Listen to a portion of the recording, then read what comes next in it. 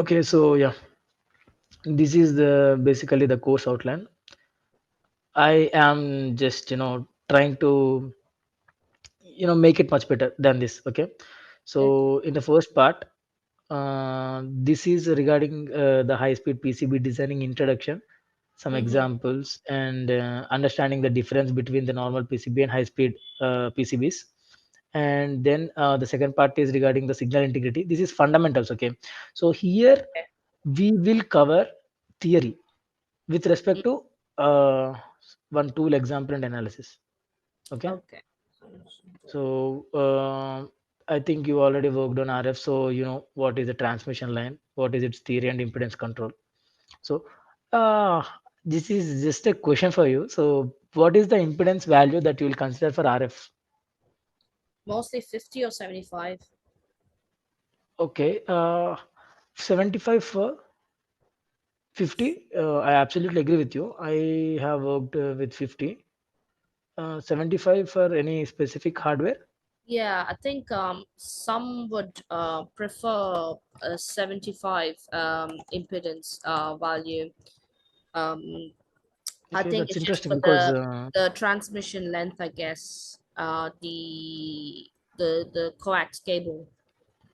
oh, Yeah, okay, for coaxial cable. yeah. Basically, Okay. Now I understood. Yeah, yeah, you're right. You're because right. for Uh-huh. the signal strength, like when compared to 50, Uh-huh. 75 is like it's a go-to one. It's like okay, let's just the per unit length. I think it has a lowest low signal attenuation when compared to 50 ohms. Okay. Yeah, Yeah, got it. It's clear. yeah. So, yeah. Then we will also cover, I think, the reflections, crosstalk, timing issues. Have you ever came across the timing issues? I think I have, but when I think about timing, I always think about the rise time of a signal. I don't know why. No. It is Yeah, yeah, little yeah. different because it's regarding the setup and hold, regarding the clock. Ah, ha, ha, clock. Yeah, Have you yeah, ever heard about setup and hold time, recovery, removal, yeah. In data sheets, I must have heard, yeah, but not setup, like, the setup time you might have gone through?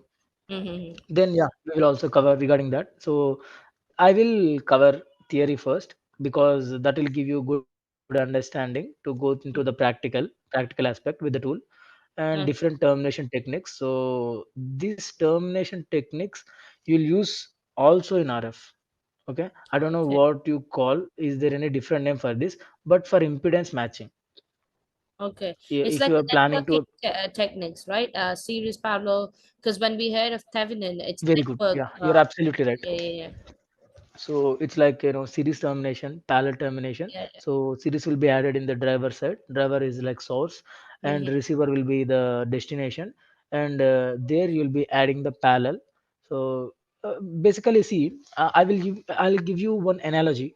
So for better understanding about this one, in when we're discussing in the presentation, I will give you in a broader way. But right now, I would like to give you in a basic way. So Sure. see, a transmission line is nothing but it has three parameters: impedance, parasitic capacitance, and parasitic inductance, right? Acceptance. Yeah. So we will consider the impedance aspect and we will consider that as a resistance, okay? Because anyhow the units for impedance is nothing but ohms, okay? But Mm-hmm. actually it is not just only resistance, so it is a combined aspect of two to three parameters, and we will together call it as impedance, okay?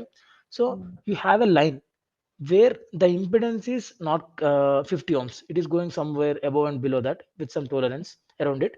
So to match that impedance, why you are again adding the resistance? Because see, in series if you add two resistors, what it will be, you have to sum it It up, will right? add up. Yeah, yeah. So, and also in parallel if you add something, there will be some other a calculation for that, right? Yeah. So by doing something like this, we are trying to match the complete impedance, the total impedance of complete trace to 50 ohms in RF. Mm-hmm. In digital, it might be 100 ohms, 90 ohms, 120, depending on your communication protocol and your requirement. Okay. Mm-hmm. So now I hope you understood, right? Like it's like a basic idea I gave you. Mm-hmm. You have understood, or still you have any doubt? No, no, I've understood. I've understood. You understood, right? Okay. Yeah. Yeah. So the third module will be related to power integrity and decoupling techniques. This decoupling technique is something really, really important aspect for both PCB designing and also for signal integrity. I mean, the power integrity. Okay, Okay. because this is what decides, whether your IC, I mean, microprocessor or microcontroller will work properly or not. Mm, Because if your power requirement is 5 volts and your tolerance given is like plus or minus 10% of it, if you are not considering proper decoupling capacitors placement and also proper decoupling capacitors values and also proper decoupling capacitors order, these mm, three will affect your power delivery, PDN, power delivery network. So your power will go beyond 5 and the tolerance added to it, and also below 5 and the tolerance added to it. So this causes disturbances in the IC working. So why this power integrity decoupling thing is really important. Okay. okay. So yeah, I think you might have already heard about ground bonds. Transparency. So That's you one know, of right? the part. Yeah, yeah. It's like how can I say, on the noise level, it just bounces the signal like up and down, like a small peaks, ground bounce. Yeah, you are just explaining that in practical aspect. Yeah. That is that is caused due to the ground differences. For example, Uh-huh. what do you mean by ground? If I say ground, what do you mean by ground? Earth. The potential It's the will be low zero. potential. Yeah, yeah. Low in the sense you should basically theoretically it should be zero. Okay, Okay. but in reality, so see, we are giving complete ground for different components. Okay, so definitely practically if you just apply some practical aspect into that, then you'll understand that it is not possible, it can't be completely zero because it is not directly connected to earth, right? The Yeah. equipment is not directly connected to earth, it is connected through some wires, some cables to earth. Okay, Mm-hmm. so there will be difference at a different potentials with respect to ground itself. For example, one circuit and other circuit are like 10 mm away to each other. The circuit is operating at 5 volts and the other circuit is operating at 3.3 volts. The difference between their grounds creates ground bonds. If there is no difference in the ground for both the circuits, then that is good. That is well and fine. It's really working fine. But there might be some millivolts difference, like 0.001 volt. So there might be some millivolts difference between these two ground potentials. So that is what you call as ground bonds. And by adding some bypassing capacitors and decoupling capacitors properly, you can also get over this issue Mm, okay. regarding the power. Okay. Mm-hmm. Mm-hmm. Yeah, the EMC aspect in PCB designing, this is very, very, very important in high speed designing and also for RF, because without EMI, there is no RF. Yes. RF's working principle is basically EMI. Mm-hmm. That is what I will say. But EMI, what do you say that the contradicting EMI values or else the violating EMI values, you should eradicate from your design in RF designing. Mm-hmm. That's it, right? See, what Yeah. basically RF is, you are going to radiate something. You are going to radiate something to some distance, right? Frequency. That's what Yeah. RF is. It's an So that is nothing but frequency. Yeah. EMI, the electromagnetic interference. Okay, Mm, so if you plan properly, that will work. If you not plan properly, then that goes wrong. mm-hmm. That won't work properly, right? Yeah. So that's basically EMI and EMC. And yeah, the stack up analysis for PCB, the stack up also plays prominent role. It could be any design, RF, digital, blah blah blah. But stack up designing is really important. Also, here you will come across the material properties. I mentioned you, right? So That here. different PCBs design, Mm, different PCBs stack up material will be different based on its application requirement. So yes. it also affects the signal integrity. If you are a signal integrity engineer, you should be very much familiar with stack up and its different properties and how the dielectric constant is impacting the signal speed. Yeah. And yeah, this power and ground layer placement. So stack up planning is okay in depth. When we are going, I will discuss with you. So stack up planning also includes arranging arranging the layers. So you Okay. might have heard about top and bottom layers, because in Yeah. RF Yeah. mostly you will be using only two layers, 2 and 4 maximum. I have never seen four even. I have only seen either two or one single layer. Okay, Okay. right? So, and also mostly the dielectric material that you might have used in RF is Teflon and Rogers. Mostly Rogers, Oh, high-speed or yeah, Teflon. yeah, yeah, yeah. These are the Of course, three yes. basic, most used dielectrics for RF. And Yeah, also there are, Mectron and some advanced materials for RF, for if you are designing some hardware related to aerospace and satellite and communications. So yeah, where you need you need to communicate from very long distance.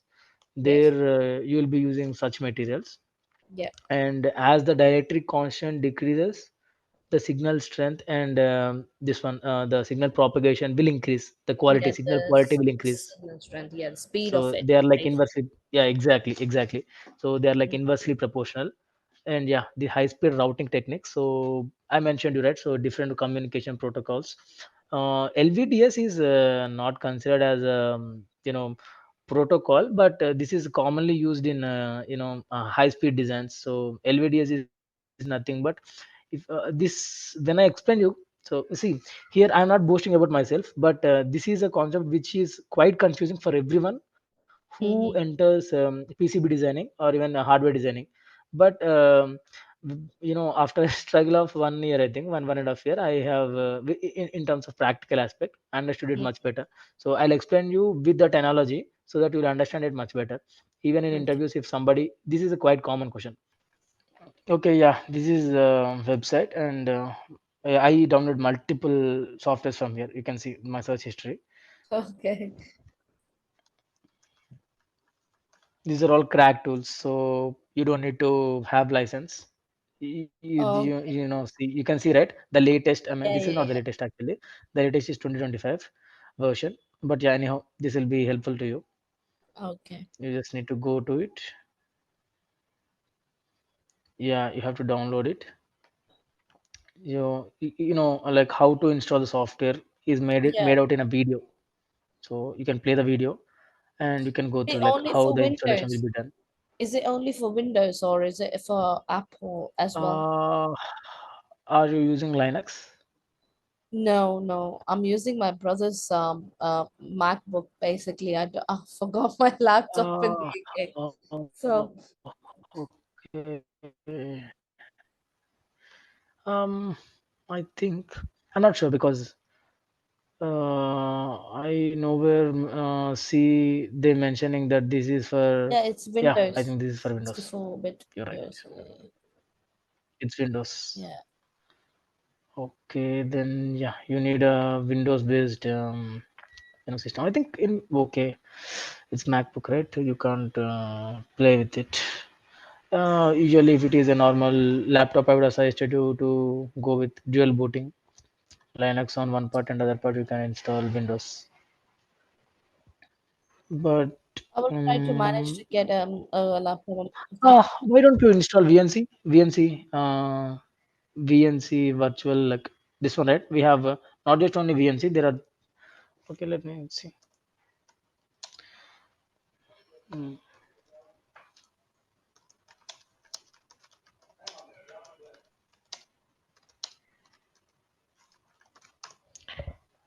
I think you can install in Okay. MacBook. Don't go with dual booting, such kind of crazy stuff. Just try to install one application in which you can access Windows. Okay. Okay, you can do that Okay. because basically the OS, like Mac OS, right? So Yeah. that is the best. So don't play with it. So in that you have to Okay. just install one application. I don't know. Uh, Maybe in next class I will tell you like what is that application name. Yeah, Okay. sure. Sure. So you just need to install that application, and inside that application you have to select it, because I know how this will be done in Windows, but I don't know how this will be done in MacBook. So I will just go through it and I'll suggest you. Okay. Yeah, sure. Sure. So yeah, you understood, right? So this is the Yeah. website where you can download the software, and Mm-hmm. the installation guide is here. How to install the software. So it's like they made a video, so we Okay. can simply play the video and accordingly you can You can do the installation. Installing Altium is really easy compared to other softwares. Installing Altium is much easier. Okay. Okay, Okay. so yeah, go back to the this one PDF. Okay, so yeah, so these are the different concepts, really useful concepts in PCB designing for a high-speed PCB design. And Mm-hmm. if you see the signal integrity part and the power integrity part, they're ended here. Okay, so the whole stuff is regarding the PCB designing. So basically, you are learning a PCB designing course, and Uh-huh. that is for high-speed designing, not for normal basic PCB designing. Okay, got it right? Yeah, yeah. Regarding this SI, signal integrity and power integrity, so I may not touch the what is it? The expert level concepts, because if I bring them here, it will create quite confusion for you. So what I do is I will give you the basics for signal integrity and power integrity, and the advanced topics will be attached as assignment for you, so Okay. that you will learn by yourself, or else you can just park them even after this course, and anytime you can do it. Okay. Okay. Yeah, so here I'll be covering only the basic stuff, and that will be good for you even. So Mm. because as this is your first time learning the PCB designing itself, right? So Uh-huh. understanding the concepts itself will take more time for you. So once you understand them pretty well, using the tool, I don't think so. Using a tool will create a issue for you. So just applying the concepts in the tool, that's it. Okay. Okay. Yeah, and yeah, the clock and high-speed serial interfaces, as I mentioned you, the PCIe Ethernet, they missed one. What is it? Yeah, they missed one term here. SERDES, serial synthesizer and desynthesizer. Okay, I'll add it. You might have come across this term jitter in RF even, right? Yeah, yeah, Jita. Yeah, yeah. Jitter. The like. Mm-hmm. So in RF, so all the signals are working around large frequencies. So definitely you have to worry about jitter there. Yeah. Similarly, in high speed designs, clock will be the guy who is a problem creator. Okay, because this will Sure. operate. This guy will operate at very high speed. So again, this jitter comes in here. Okay, clock distribution and jitter considerations, and finally the thermal management in PCB designing. But I here, being a PCB designer, you should have a basic understanding how things work in PCB, Mm. regarding the heat dissipation, so and Yeah. different methods, how we will dissipate heat and other stuff. Okay, Mm-hmm. but I can strongly tell you that thermal management is it's like a dedicated job. So how you will work as a PCB designer? There will be a separate team for thermal analysis. Okay. Mm-hmm. We see the product at PCB level. Okay, this is like a very minute level.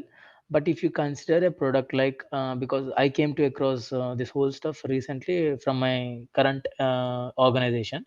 So we are working on locomotives. So right, train engine. Uh, Yeah. the famous company you might have heard in Europe is Alstom, the first one. Yeah. Okay, you heard right? Yeah. Yeah. Whatever the trains, whatever the locomotives that you see in Europe are mostly from Alstom. Okay. Okay, so there the thermal management, or thermal analysis will be done by a dedicated team. So because it's a locomotive level, right? If you have to simulate, you can hold a board inside your hand and you can simulate it in PCB designing softwares. But as a whole, the whole product is itself is a locomotive. Then how you can simulate it? You Mm-hmm. can't, right? So in real world, things work in that way. So even if you consider what is it, UAVs, unarmed vehicles, Mm-hmm. and any product, so this thermal management plays a prominent role. So why? it branched out as a separate domain. Okay. Mm-hmm. So here we will be learning mostly how you will try to mitigate these issues in PCB designing. Okay, not in the product level, because we can't and we don't need to, because there is separate team to do this. So in the PCB level we will try to focus and learn this. Okay, how to mitigate this stuff. Okay. And DFM reliability. Oh, that's my As you are a thing. component engineer, you Yeah. must be Yeah, that's what I familiar was with gonna these say. concepts. Okay, Reliability. Yeah. so yeah, so and in terms of this is in terms of PCB level.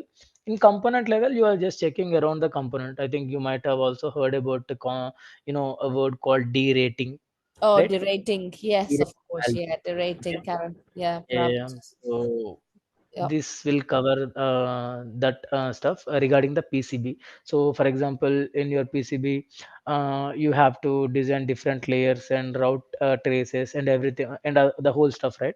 So, Mm-hmm. if you don't follow some IPC standards and properly do this, then definitely your PCB will go bad.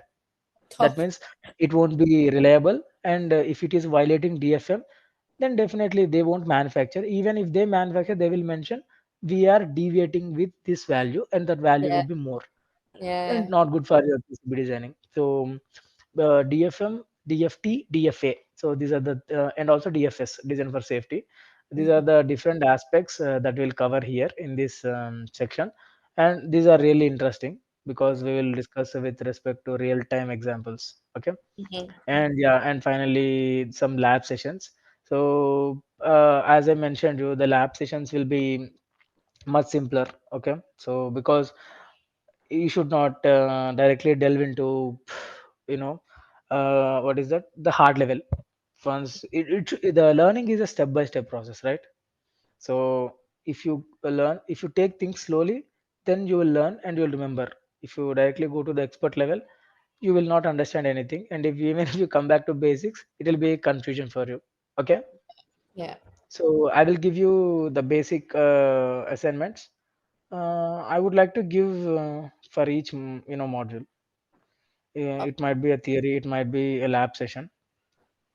Okay, Oh, so okay. I think that will help you. And this is the course outline. You had a glance now, right? Yeah, yeah. So, are there any other topics that are kind of are these all the only modules are really like These are the only modules. Actually, even I entry? liked it the way they tailored this. So it is pretty well. But in between for each module, I may add few things. If it is if something's missing, like here I'll be adding CERDES, and Mm. even if you see they mentioned only 3 points, but in my presentation I have added few topics like IPC standards, because IPC is like Bible. Oh yeah, that's the thing. Yeah, yeah. I thought IPC standards they for actually PCB designing added is like, PC standard yeah, PCB design. you Can might I have have. a look at your presentation if you don't mind? Or I didn't get you. Come again. can you show me the presentation that you've created? Oh, that's the oh, okay, okay, okay, Yeah, but it is not completely created. If you see, it's empty. okay. So I just started creating it yesterday. Ah, But okay, as it is an introductory class, I just start off, making some part of it, like covering the basic PCB designing stuff. okay. So this will cover these types of PCBs, design and different tools. Anyhow, you are familiar. I mean, you heard about it, but you never used it, but you heard about it. So the design flow, and this is really important. PCB design flow. Okay. I think tomorrow we can resume. Okay, or Okay, else. sure.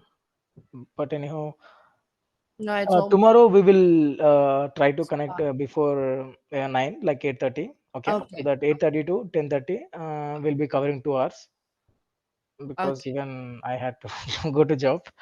yeah, So yeah, okay. for me, in our domain, so there is nothing like work from home. Mostly people won't Mm-hmm. prefer, and people won't suggest. Even if we ask to our managers and top level people, they strongly condemn it. They don't allow us to work from home, so we have to definitely go to office daily. And if it is really required, once in a while, like twice in a month, they may provide work from home. Okay. But PCB designing, if you are a full-fledged PCB designer and if you are a full-fledged simulation engineer, definitely you can get work from home jobs. But Mm. myself, I am also into testing, so a physical presence is needed to Oh, test hardware and other stuff. So yeah, for me, it's not allowed. oh, So this is something which I created. I think so for both in the sense it is working for. I mean, this is applicable for high speed and also for normal PCBs. So if it is mentioned okay. normal, that means it's a normal PCB. So Okay. I also mentioned this particularly for high speed key. This standard is really a key point for high Kifa. speed designs because it covers HDI, that is high density interfaces, and impedances, and for other stuff. Okay, so I think this table gives you clear cut idea, like which standard is for what and where we are going to implement it. This I took it from IPC website, so I Mm-hmm. think you can see here. Yeah, yeah. IPC stands for interconnect printed circuits. Okay, Yeah, yeah, yeah. Is and there any so can I think we can go onto the IPC website, you right? can't download the Okay. documents. You should Okay. take a membership and you should pay for it. It's Ah, chargeable. They're not for free, but few documents I think you can download. Very few, like maybe one or two, mm-hmm. and that too you have to just a deep web search. You have to do deep web search. Okay. You understood it. You have to search for it, Yeah, and yeah, there will be first two pages like normal things which you will see, but you have to again go to other pages like 4, 5, 6, 7. Somewhere you may get it. yeah. Mm-hmm. Okay. Okay. So Yeah. this is our first module. Actually, I have tailored it much better than the earlier version. So I think you will see that when we go through these slides. Okay. Okay. So basically, the contents cover introduction to PCB designing. And introduction to PCB design will cover the basics of PCB designing along with the stack up, because stack up is the, as I told you, like it's Bible, right? Stack up Mhm. is main for designing any PCB, and we are going to discuss about the stack up in the coming other module too. But here I'll cover most of the parameters which are critical and important for you to analyze and understand. Once you are Okay. ready, then in the coming class, so we can correlate it with respect to high speed signals and how it will be affecting the high speed signals and the whole stuff around it. Okay. Okay. And your type of PCBs and PCB designing tools. So I think as you already are aware of it, and PCB design flow. This is very important. Like so, I have comprehensively mentioned it in a. I briefed it actually. So, rather than mentioning in a long paragraphs, I briefed it along with flowchart, and also I added 3 to 4 slides for the explanation, because PCB design flow is a long process, so we have to study each and every process thoroughly here so that we'll understand it.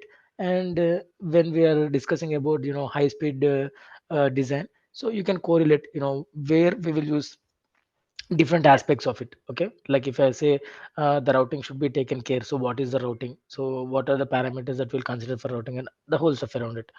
And Okay. also the IPC standards for PCB designing. This is like Bhagavad Gita and Bible. So we have to definitely follow as per these. Okay, we can Okay. deviate, but depends on the requirement. We should not deviate much. And yeah, high speed circuited its applications. And finally, the standard PCB versus high speed design. So what are the basic differences between these two? I have listed them out in a table, so that we will understand it much better, because a comparison always makes sense, right? Rather Yeah. than just writing it down in a paragraph. And yeah, the introduction. So the first PCB earlier, before doing any PCB, so people used to use the wiring harness and connect the different components. So there it was like, you remember, right? The first computer was ENIAC. So Yes. at that time, people were not familiar with modern PCBs. So they used to take some boards which are like electrical insulated materials, and they used to use them to connect, put all the components and connect each and every point with wires. Yeah. So in the beginning of 20th century, so by a German inventor like Albert Hansen, so he filed a patent for a flat conductor on multi-layered insulating board. Earlier there is only one insulated board, so this guy he came up with multi-layered insulating board. In between he will be using the different diameters to connect all the components. So in 1941 the UK based, so UK based Austrian inventor Eisler, so he came up with a device that used copper foil. Earlier it was wires. This first guy he used wires and jumpers to be precise. This other guy he used started using copper foil. So on a non-conductive glass. So non-conductive glass is nothing but FR4. Okay, Mhm. FR4. F means fire, R means resistant. FR4, and that is as a base and designed a military radio. So this is the second advancement in PCB.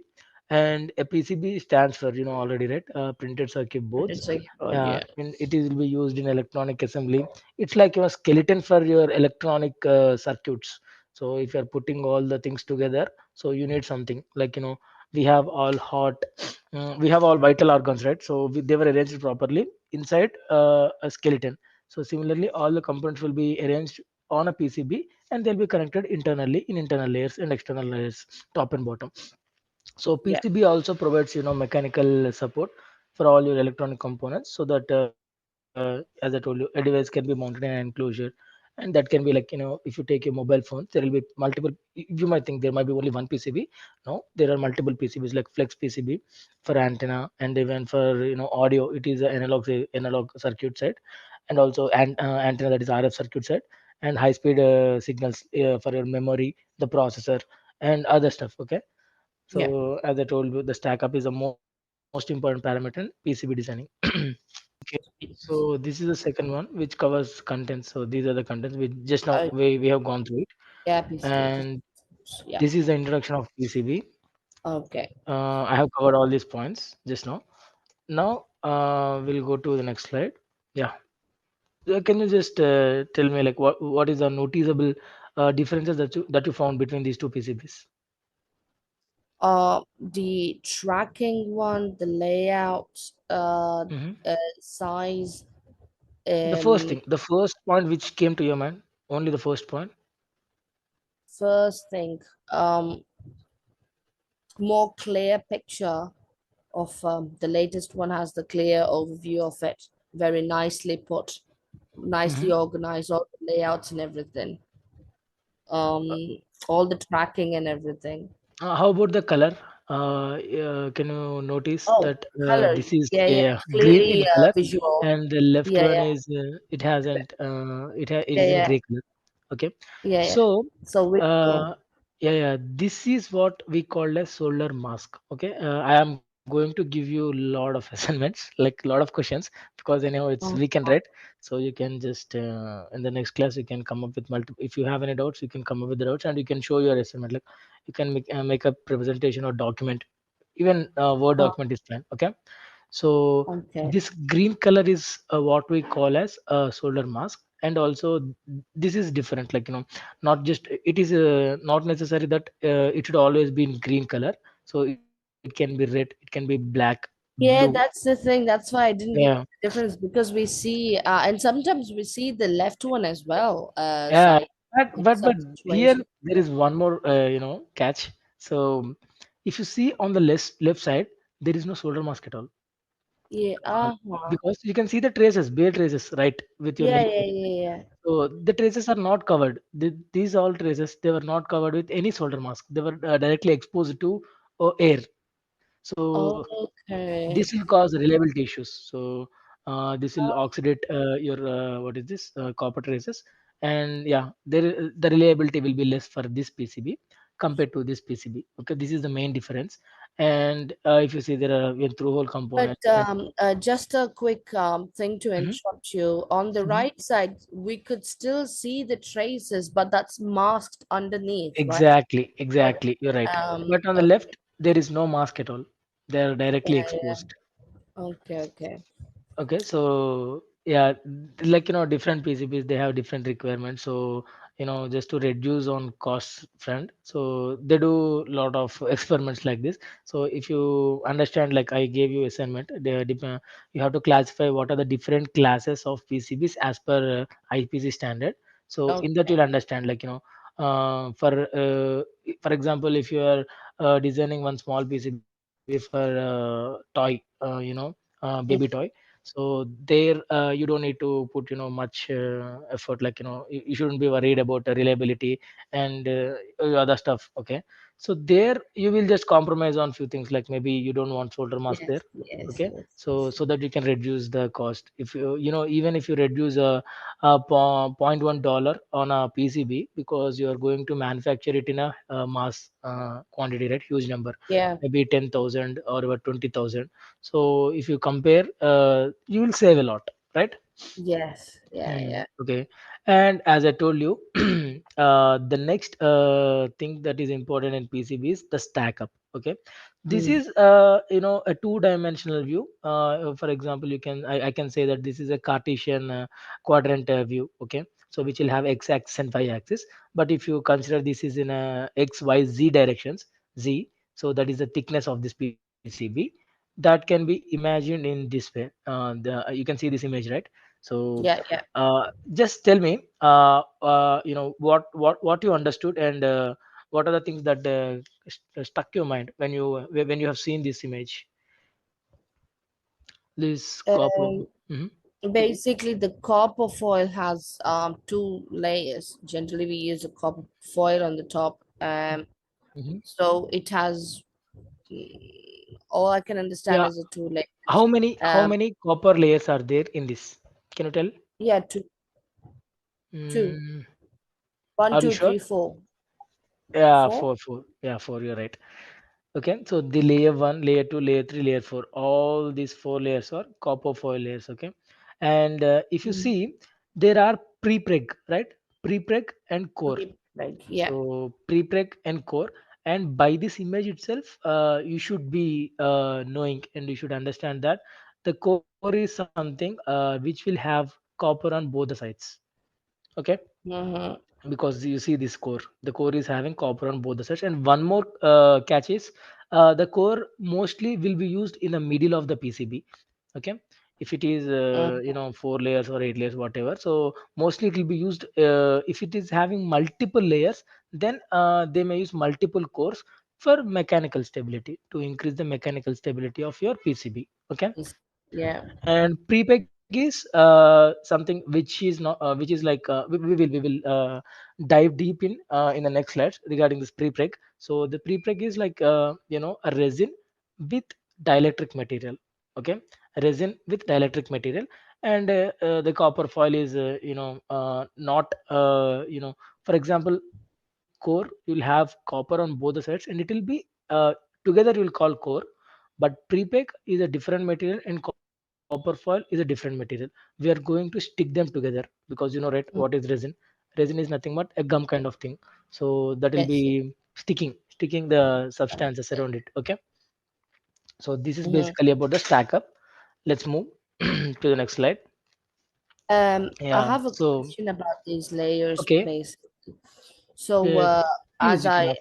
yeah, I don't have like particular knowledge into PCB and Mhm. overall, but not like in depth. So what would you see when we see layer two, layer one? Because sometimes we use layer only just one layer, two layers Yeah, of in multi-layer, RF right? only one layer, mostly one and two. Yeah, so when this particular layer, so when design engineer or whoever that makes a decision, okay, now we're going to have multiple layers for this design, for this Right. application, let's say. What, Mhm. why and what kind of decisions we need to an engineer will make around, a decision, whether it's a layer one or a single layer or a Good multiple catch. layer. So it usually will be done in, multiple ways. Like, mostly I've seen people using two methods. One is like, they will just take, all the components into PCB designing software, and they'll Uh-huh. try to calculate all the number of connections. So So you understood, right, what the number of connections, like this register is connected to somewhere, and this what is this IC is connected to somewhere. So this each connection is noted as a route connections, okay. And route what is it, there will be multiple connections and also single connections, because the same net name will be connected to multiple components, right? So you have to Yeah, consider that parameter, okay. Because that will mhm, give you the real data that you should consider. So taking into consideration of all these connections, we have to just try do some trial and error, like kind of floor planning. Put all these components here and there, distribute them, and check how many layers you may need to route it. Because see, you may not route all the layers in the top layer itself, because few routings which you have done might not be allowing other traces to go through them, right? So to yeah, route them, you need to route them in internal layers, okay. Here even you can see in this green solder masked PCB, all the connections were not done in the top layer itself. You can see the bottom layer, that is this image. You saw, right? Few connections were done in the bottom side. You see, you can see, right? yeah, Can you? Yeah. So but these, why he haven't done in the top layer? Because he can't, because you see it is already routed here. So you don't have yeah. route. You don't have space to route from this end to this end. Okay. So Mhm. you have to definitely go to internal layers. And also when you're doing this Oh, floor planning, you understood, right? Got yeah, it? yeah, yeah. So for more For example, into the, so it's like if the the circuit is more complex, then the exactly. length will be more increased. If it's like a simple one, let's say, then it will be like a Hmm. single layer or Yeah, within right. like a. Mostly in Okay. RF, it will be simple. So it is a straightforward connection. So why in RF, you don't need more than two layers, always one and two. If it is power Uh-huh. amplifier side, it will be definitely one layer, because the other second layer will be considered as ground, and it will be mounted to the heat sink, as it is releasing more heat, right? The power amplifiers. Okay. Yeah, yeah, yeah, yeah. Okay, so you understood. So how this is one way. Yeah, Okay, this is one way to calculate. This is like trial and error, or else it is like you're planning something in a proper way. So in the front, in the starting itself, it's like a route yeah. planning. Okay, we are planning to do how we are planning to route.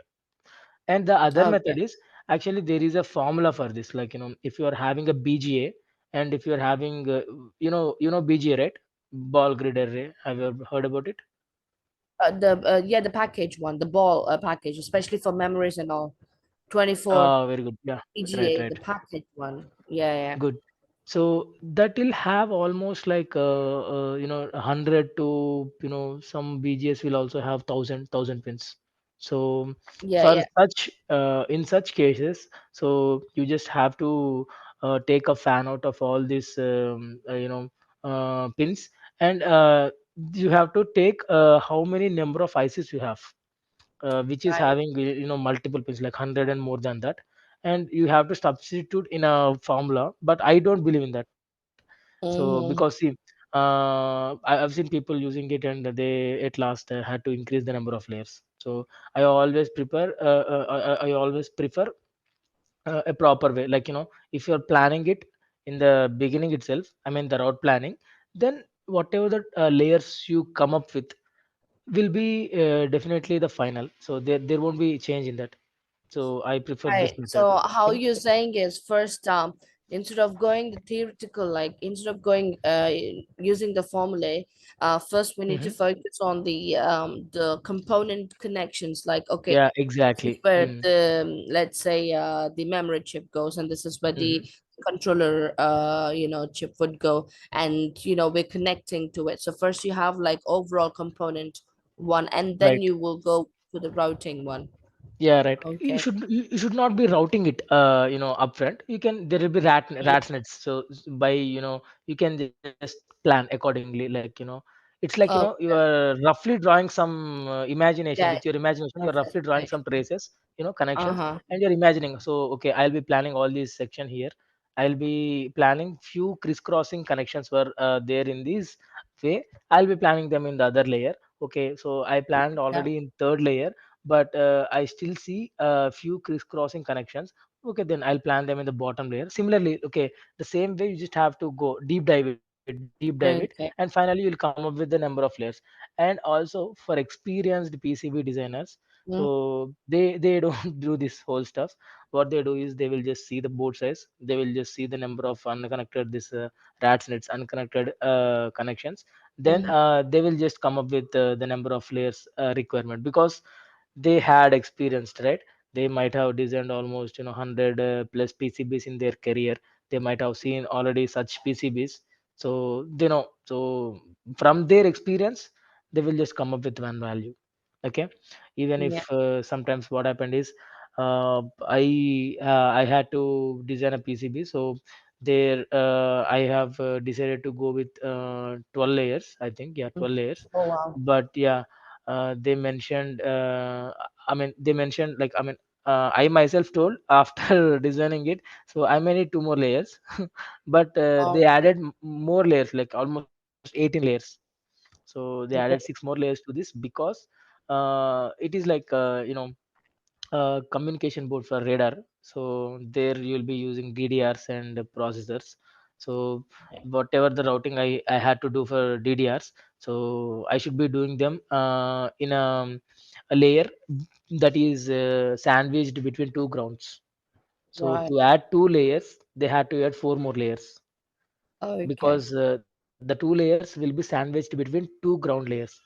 Okay, you understood, right? So why it came Yeah. out to be Yeah. like almost 18 layers. Mm-hmm. Oh, so sometimes it happens. We just have to, even in the last moment, we should be ready. If there is any sudden surprises of increasing the number of layers, we should always be ready. Okay. Okay. Okay. Being a designer and also being a PCB designer, also being a hardware designer, both they should, understand the situation. Mostly they'll agree. If you give proper reasoning, they'll agree. Okay. Okay. So yeah. What is the main difference between a prepreg and core? As I told you here, so you just try to relate whatever I discussed right now. You just try to relate with this image. Okay. Mm-hmm. So the basic definition, like the prepreg is a partially cured fiberglass. I mentioned you that fiberglass. So and epoxy resin. See, Yeah. here we see two materials. One Mm-hmm. is fiberglass and the other one is epoxy resin. Yeah. So you might think that I don't know how to explain. I'll show you one image. Okay. Okay. Uh,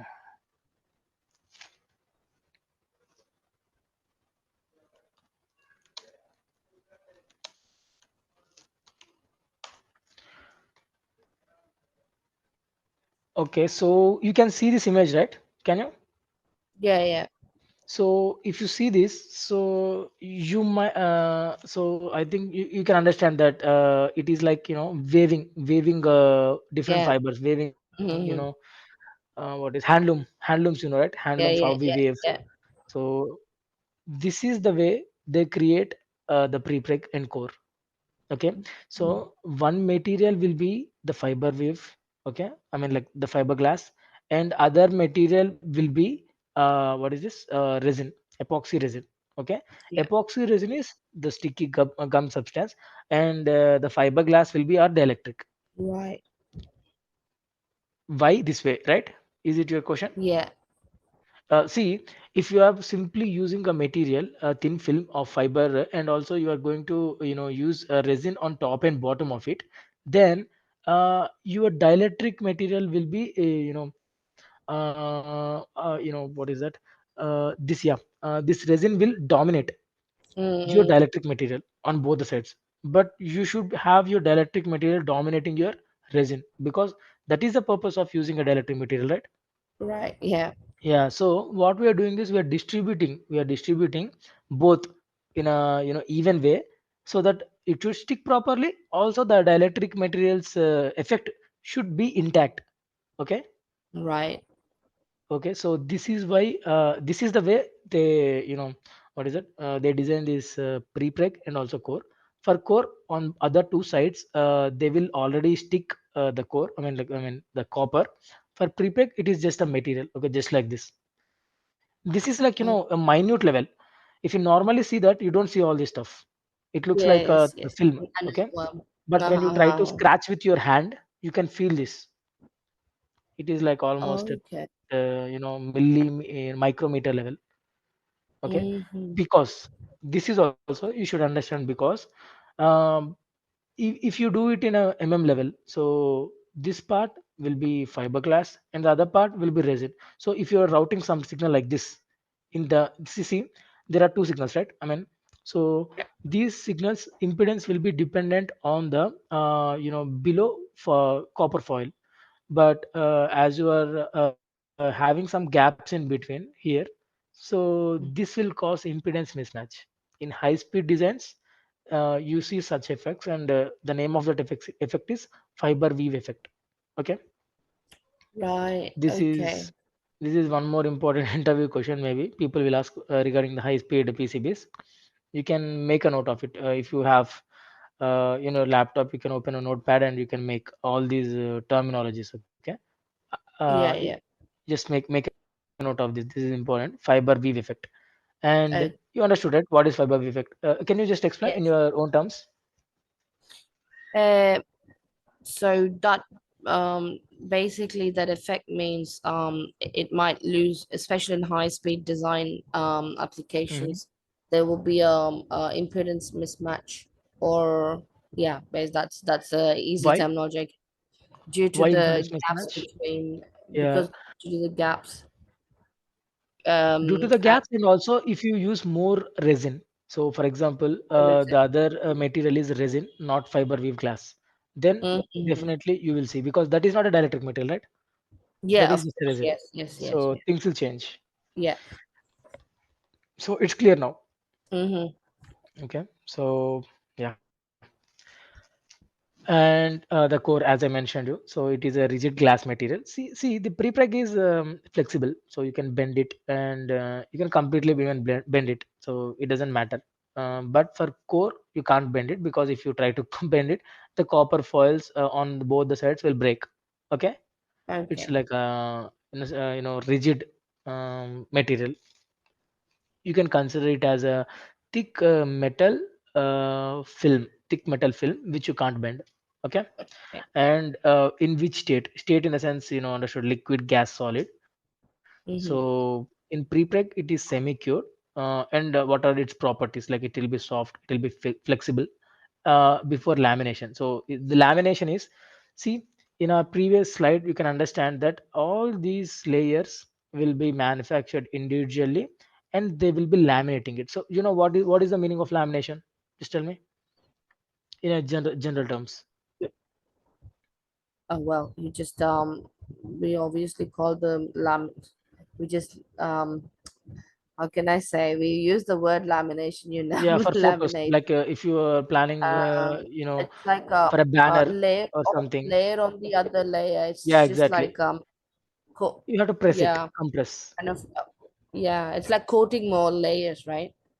Exactly. For example, you might have an Aadhaar card and you'll be Yeah, yeah, yeah. doing it a You lamination. laminate it to make it Okay. like shiny and like, bright. Yeah, they'll You add two more, what is it? Plastic, covers or layers on yes, top yes, and yes. bottom, and they do laminate it. What that is they do press it together, and they will remove all the air in between, and they will heat it, so that whatever the plastic is, covering on both top and bottom, they'll stick together and they'll hold it. Okay. So Yeah. similarly, Sorry to cut you. mhm, When we were discussing this fiber wave effect, I'm okay, still having a few questions basically, okay, which yeah, I really shoot. want to clarify that. Otherwise, it'll be stuck in my mind and I might just forget it. You Uh, have to ask. Okay, every yeah. time you can ask. So this fiber wave effect, basically, whenever we discuss impedance mismatch, that's the main thing, right? It's like a big thing, and most of the time will, that Hmm. impedance one consumes a lot of time, right?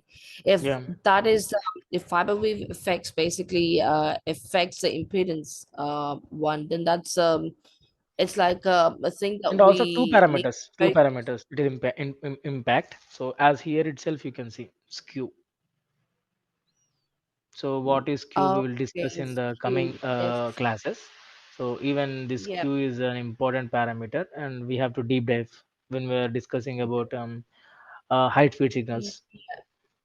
But will this be, I think even you would see losses and resonance as well, right? More Exactly. uh That is re- what causes your skew.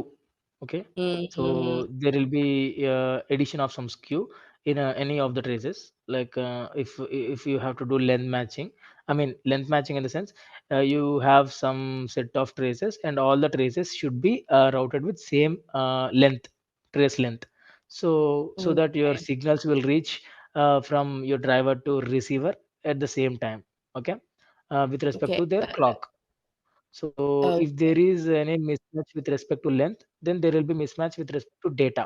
Okay. So Yes, yes, data yes. sending and data receiving even. So that is due to skew.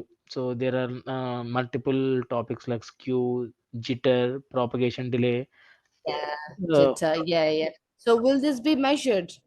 Will this basically be measured? Like how it can impact the signal? yes, So that's because why when we we analyze the diagram, this eye diagram. okay, all right, So okay, okay, all this stuff will be analyzed in eye diagram, like in terms of eye width and eye height. So different okay, yeah, yeah, parameters yeah, yeah. will affect different parameters of eye width. I mean eye diagram, that is eye width and eye height. So you see, this is the thing I really want to know because when we see eye diagram, right, Hmm. we are focused as because I didn't have the knowledge of this. Now, when I see Hmm. or check the measurement and I can say right in depth what the reason of checking the eye Yeah, diagram. You know what I mean? It's actually okay. Okay, makes more sense now. All right. Okay. Okay. yeah. So it is like you are analyzing it to like a minute level. So Yeah. Yeah. The health. the root cause for Yes. all this stuff. Yeah. Okay, Yeah. the cause might be regarding your PCB routing, regarding your Mhm. PCB material, regarding your Yep. PCB stack up, or maybe even due to your improper placement, or Yeah. bad component selection, or sometimes Exactly. some component itself might have gone bad, the Hmm. resistors or something. Yeah. If you don't select them properly, like considering the voltage rating and power rating and other Yeah. stuff around it, temperature coefficients. Yeah. Yeah. Okay. Okay. Okay, yeah, let's go back. Okay. So yeah, where I was at state, right? Yeah. So pre-preg is like semi-cute and it has properties like softness, flexibility, and it is before lamination. So once you laminate all I mean all the layers together and to make a PCB, after laminating all the layers, the outcome is called PCB. Okay, that Hmm. is bare board. Why bare board? You don't have any. This is bare board. Whatever the Ah. green PCB that you see, Oh that yeah, is but bare board. there in the sense that it's no components No component. mounted on Exactly. it. Okay. Exactly. To the left side, which you see, that is ABT. So not ABT, assembled Assembled. board. Okay. Assembled Yeah. board. PCBA. Okay. The right Yeah. Yeah. side you call PCB. The left side you call Yeah. PCBA. That means Yeah. it is Yeah. assembled board with all the components. Uh-huh. Okay. Hmm. And yeah, core. So core is like fully cured. It will be, as I mentioned, it will be rigid and solid. And what are the compositions so of both the materials? So for prepreg, it is made, as I mentioned you, like it is made out of fiberglass. It's not just only fiberglass always. If you are changing your dielectric material from FR4 to Rogers and Isola, Mectron, Teflon, so in place of fiberglass, whatever the materials you use will be used. Okay, but the Okay. epoxy resin will be common because that is like a gum which will be Yeah. sticking all your copper layers together. Okay. Okay. Yeah. And so hence the name pre-preg, because that is pre-impregnated, sorry, impregnated. uh, this defines that two materials were weaved together. Okay. Mm-hmm. This definition, I mean this word itself defines that these two materials, resin and wave Fiber. were fiberglass were weaved together. Okay. Okay. And when we come to core, so it is made of same like a fiberglass epoxy resin as a prepreg, but it is fully cured in the sense, you know what is the meaning of definition of curing process, curing.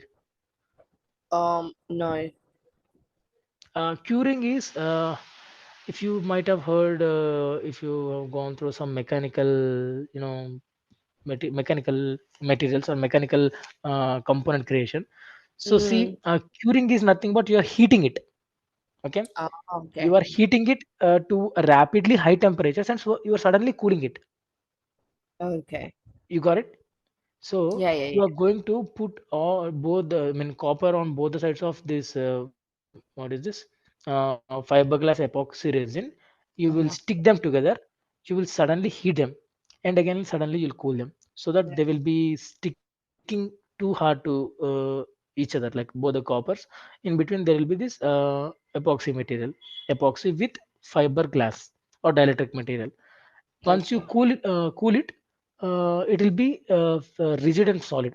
See, you have one metal in your hand, you heated it, then you can just it will become little flexible. You can bend it, It's with basically your bare like, hand. yeah, it's ready to use or something. Just something like that. We heated Exactly. it and Mm, it's cured now. It's ready to, yeah. Yeah. right. To get this property rigidity and solid, okay, to get this property we are going to cure it.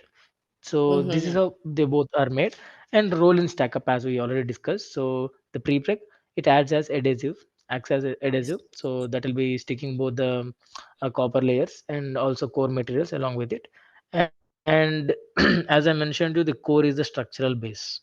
So if everything is flexible, then how can you make a PCB? So you need core.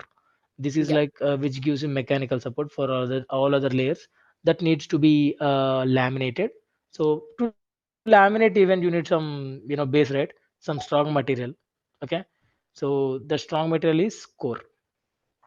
Well, And okay. position in stack up, as I mentioned you. So between cores, or even between core to copper, okay, or also between two copper, we can use prepreg.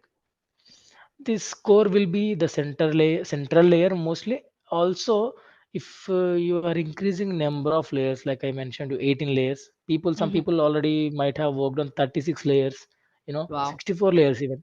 So there is no limit. I mean, the maximum I've seen is 64. I've seen it one guy's resume. Okay, Wow. so yeah, I mean, these people, they're working on, you know completely different hardware, so it is quite complex. Okay, Okay. they might be working on some sophisticated equipment, and also sophisticated electronics, like, if you are going to send one submarine into sea, so you may Mm-hmm. need, you may be restricted on the space front. So to save the space front, they might have increased the number of layers, and also the reliability and safety are more important. So considering the same parameters, you should incorporate your multiple aspects into your PCB. Okay, Mm-hmm. so So, I just give one example. There might be more around it. yeah, let's say, I think, based on my, I don't know if I'm right or wrong, just correct me if Mhm. I'm wrong. For the four layer, we are having just one core, Yeah, but right. You're right. yeah, Between a the three, sandwich two and between, three. yeah, yeah, two and three. So if it's, say, let's say 80, 64, I don't think there will be only one. There will be more than one, right? Four Exactly. If you have 64, there will be not even two or not even four. There will yeah, definitely yeah, be more, more, yeah, because you yeah, have to hold 64 copper foils, right? yes, So you should have different. Just imagine, I'll leave it for your imagination. You are having multiple, thin flexible substances. yeah, Just maybe by putting 22, I one guess. structural, yeah, if you put one rigid material in between, and if you put all in top and bottom, will Uh, they, stand properly? No, right? So all the layers, at least at some point, need one more core. I mean, one more, structurally good material. yeah, Got it? yes, yes, yeah. Just a moment. I just got a call.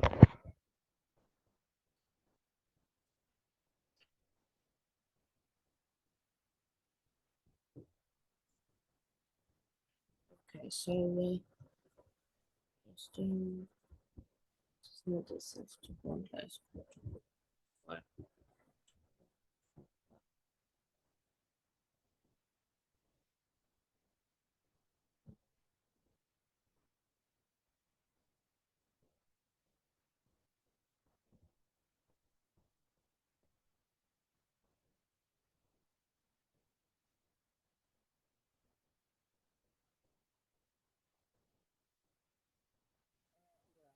Sorry for the interruption. Okay, my No, mom it's she fine. called me. No, it's Yeah, okay. It's okay. thank you. Okay, so where we are, yeah, the position and stack up. Next is the curing process. So I mentioned you. So what is the curing process?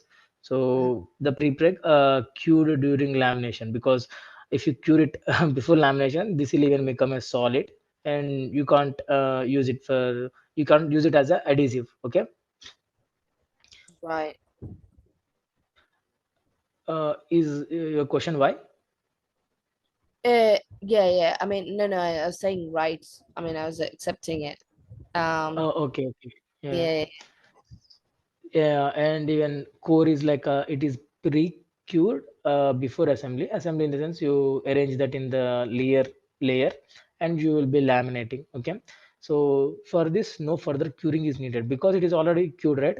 Putting two copper foils together in top and bottom, so you don't need to. I mean, there is no further curing needed. But if definitely this will be subjected to curing again because you have to laminate, right? All these copper layers together, so yeah. there definitely it will be again subjected to high temperatures.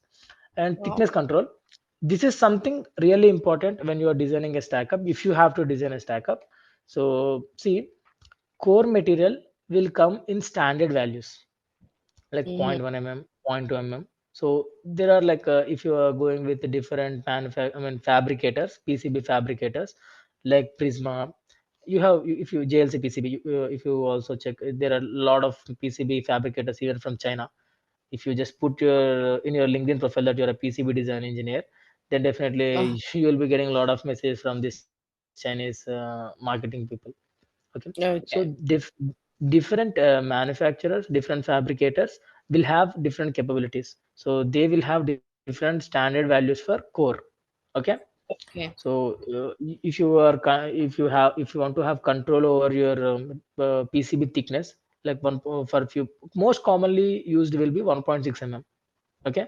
so it also depends. As I told you, like if you're using 64 layers, if you're using 30, 36 and 18 layers, so you But can't go with 1.6 mm. yeah, just a little, just with skin effect, right? Yeah, skin effect. Yeah. Okay. Do you? Uh, I don't know because if let's say if the thickness increases, are you? Mm-hmm. Does it mean between the prepeg and core, not on the main surface, right? But let's say when we're talking about multiple layers, so Mm-hmm. that means that means like let's say 4 layers. So you would see the connections underneath, like in second layer or third layer, Yeah, right? right. Yeah, right. Mm-hmm. Yeah. Mm-hmm. Okay. Right, right. Because I was basically I was just thinking because when I designed the antenna, especially it's not really Patch like antenna. I think it is patch antenna, right? yes, yes, yes. So Mm-hmm. we are very focused on knowing the skin effect basically. Um and it is it depends Well, on the thickness or something or on the thing, so it doesn't have anything to do with that, right? When it comes to high speed, it doesn't have to do anything with uh, the, or is there any sort of the do you understand what I mean, Sai? Because does there I any, understood. I does it understood. have effect if we keep increasing the thickness, uh will there Mm-hmm. be any effect of using that thickness of that one, like say uh, it's This thickness will definitely affect your PCB traces impedance. just Okay, impedance. if it is a normal impedance and if it is a controlled impedance, by playing around with your dielectric thickness, definitely there will be change in your impedance. Okay, that is one parameter that you should consider. As per me, I'll also get back to you on this point because I have to study to give you proper answer. But right now, as per my understanding, just a moment, opening it. How does skin effect will be affected by the dielectric thickness? This is your question, right? Yeah, I mean, there is no like direct link, but what I'm trying to say is you don't really see direct cause basically, but somehow you would have the It. skin effect on, especially on the about basic skin effect is about conductors, right? And Mhm. yeah, so when we keep increasing that, will there be any impact on the signal or things like that? I just want to know. Uh, Depending on the dielectric material, skin effect will be affected. That's for sure. Yeah, Because yeah, yeah. if you use normal FR4, you will have more skin effect. If you use Rogers and Isola, the skin Mm, effect will be little less comparatively. But changing this dielectric thickness, I think as for me there will be minor effect for sure. So, but I don't want to comment right now because I'm not sure about it much. okay, So I need to check with that. okay. Basically, right, what is skin effect? Like, most Yeah, of the yeah, signal will be traveling around the surface if it is operated at very high yeah, frequencies. If it is traveling very high speed, so you might need, for example, 10 mils of trace width, but your signal might not be using the total 10 mils of trace width. It is using some part of it, that is yeah, like some percentage, if you consider the signal traveling along the surface of that whole trace. yeah. So considering the same, we should here one more thing. In PCB, there will be in PCB manufacturing. Just remind me this point we have to discuss. There will be the etching process, and in it, while you do etching, uh, Exchange, yeah. yeah. So basically, the trace will not be in rectangle shape. No, huh. Okay, So the- PCB trace etch factor.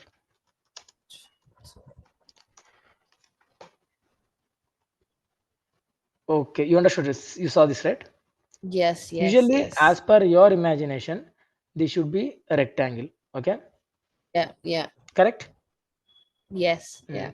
If it is a rectangle, the surface area, what do you think? The surface area is more to a rectangle or to this trapezoid? Mm, more to a rectangle. It becomes more, right? More Yeah, to a okay. rectangle. So it means in this, the surface area is less. That means the part Yes, of this trace sure. that is used by the signal will also be less compared to your ideal rectangle. Uh-huh, huh. For signal integrity, you should also consider this point. If you are Okay. really working on very high speed designs, this edge factor will be calculated by the manufacturer. You can ask him, and he can No, give you the no, value. I completely understand because I did my nano engineering, nano semiconductors in my master's, right? We Okay. discussed everything like nano level, everything. Yeah. Yeah, I completely understand what you're saying. Um, That's especially great. with Yeah, thickness control. We are discussing about thickness control. So, for core, we have standard thicknesses. So, depending on your number of layers, you'll be playing around with it. And for structural mechanical stability, mm-hmm. structural rigidness. So, you have to play with this core material Yeah. thickness, and also to get your desired PCB thickness. Mm-hmm. Okay, and also for pre-preg, it's not the same, so it comes in different thicknesses. It might be 1 mil, it might be 2 mil, it might be 3 mil, but the minimum suggested minimum, this pre-preg thickness is 3.54 mils. We will be discussing about this in later slides. Okay, Yeah, because because if you use it greater than 3.54 mils, definitely you will have proper insulation between your adjacent layers. If it is like a layer 2 to layer 3, layer 1 to layer 2, you understood, right? You yeah, got my yeah. point from this. So this is like insulation material between these two layers. Okay, the Uh-huh. effects of this, I mean, like if there is a signal, electrical signal, definitely every trace it acts like a transmission line. Yeah. Transmission line is transmission line consists of impedance, parasitic capacitance, and also Inductance, right? inductance around it, magnetic Yeah. field inductance around it. You know Yes, that yes. Lenz law, Yeah, and of there are course. Yeah. multiple right hand The, rule, Lenz law, blah blah yeah, blah. yeah. So Fleming's similarly, okay, left hand. yeah, Yeah, yeah. Fleming's, yeah. So all these effects will be little mitigated, mainly mitigated by the dielectric material and its thickness. Okay, so why Yeah. I mentioned we have to use a minimum of 3.54 mils. You know, right? What is a mill? I think I haven't explained you. Have I? Mm, Okay, Mill two, no. mills. Okay, so this is There's a a formula, right? Mill basic two. stuff. Yeah, Yeah, yeah, yeah. it's There's a popular. chat between If you're yeah, speaking yeah, in PCB language, if you're speaking in PCB language, mostly people will use mils. Mil yeah. 1 mil is a thousandth of an inch. You can see here. Thousands of. Okay. Okay, so 1 mm is 39.37 mils. Okay, Okay. so if I say 1 mil, so it is like 1,000th of an inch. Mm-hmm. Okay, and if you wanted to convert that to okay, here itself I can do, right? 1 mil, so 0.0254 mm. Okay, Okay. 0.025 mm. So Mm. you can imagine how thin it will be. Yeah. It's like almost a hair follicle. Maybe not a Yeah. hair follicle, maybe a bunch of hair follicles, because hair Yeah. follicle is like really less than this. Yeah. So again, with this Hmm. thickness, making a decision of like how much thickness should Mm.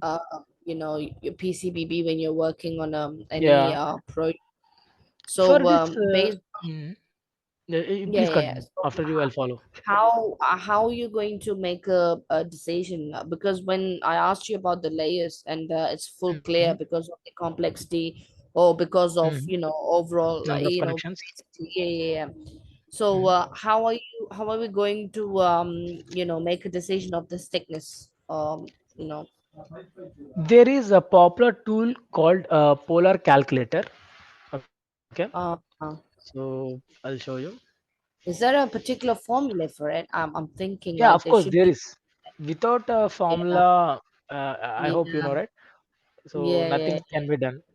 Without yeah. math, nothing can be done. Not just only PCB design, not Okay. just only circuit designing, even in Uh, software. So there should be formula around it. Okay. yes, yes. So this is what you call it as a polar calculator. So you are going to design your stack up in this tool. This is the most precise, and also mostly I've seen people using polar calculator. Okay, Uh-huh. the people in the sense, the fabricators, because uh, if you really need a stack up, so you will be requesting stack up from fabricator. As I told you, different fabricators will have different capabilities, and depending Yes. on their capabilities, we have to do our PCB designing. Okay. Right. Okay. Yeah, so So, this stuff will be mostly done by them, and also we too can do by using this polar calculator, or else even in Altium you can calculate stack up, but not for high speed. I uh-huh. repeat again, not for high speed. For high speed, Okay. you definitely need polar calculator, or else the similar tools which have similar expertise. Okay. Okay. Um,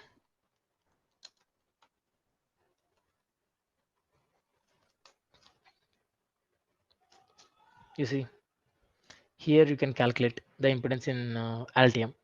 Okay. Yeah, exactly. Yeah, Oh, yeah. I could see that it one. also Yeah, the seems base there. considering edge factor, great. So I think maybe Mm. this is in the latest version. Okay, which edition it might be? Yeah, so this will be not too accurate, but maybe close and around. Okay, if Then you are what is the point really if particular about like your, referencing? Because let's say if we are using this this is, see. Mhm. Altium, no other formulas or no other polar software or anything. We're just relying on Mhm. this. And I want to For I basic need PCB you can. yeah. Okay. Mm-hmm. but not for high speed. I mean, at gigahertz level, you can't consider this because there are a lot other factors which will be impacting it, and all the factors might not be considered by Altium. So one more best, what is that? What is stack up planner? Other substitute, I would say. I would like to say other substitute for poorer calculators, Siemens or Mentor Graphics Z planner, Okay, polar. Siemens Z planner. Okay. This is Is that an specifically open this source tool is or specifically for come again. open source or No, no, no, license? no. This is not. No tool is open source mostly because if you commercially I using it, I mean, definitely you have to sometimes, pay. sometimes maybe Okay. it might be. If you find free tools, so just like I mentioned Altium, if you install Okay. crack it and you install it, so you can use it. But as I told you, for high speed you can't. I very good. This is I've never had a thought on this. Let me check whether we have it. Get it to PC. I've never checked for this in. Check what is this Z plan. I've never searched this in this. Okay. Okay, Having garden plan. no, we don't have it. Yeah. There are few softwares like which you don't find. Okay, just like Fusion 360. This is a multi-level tool which can do PCB designing, mechanical designing, Hmm. a whole lot. Like I really liked it, and CAD. It's like CAD, mhm, CATIA. yeah, yeah, it's more Uh-huh. than so.